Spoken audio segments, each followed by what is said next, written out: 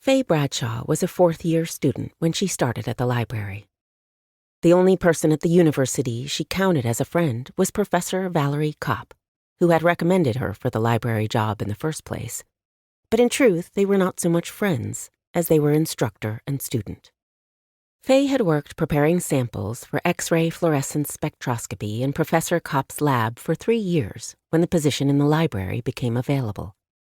The student library assistant job paid $19 per hour, and the work-study role in Professor Kopp's lab paid only $15.50 for the exact same work.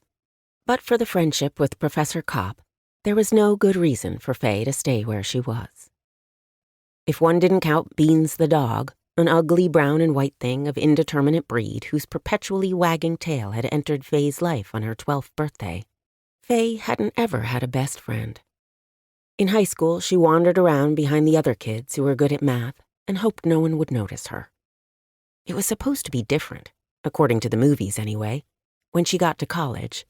But it was all meals alone and Friday nights in front of the small, flat-screen television she purchased for her dorm room first year, before realizing that everyone else preferred to watch things on their phones or laptops.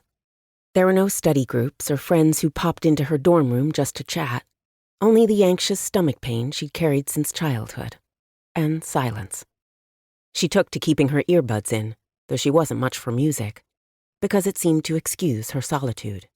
She could go days without speaking to anyone at all until she had a shift scheduled at the lab, and Professor Cobb would point out the samples that needed to be prepared, and Faye would thrill at being paid attention to, her tail wagging just as Beans would have.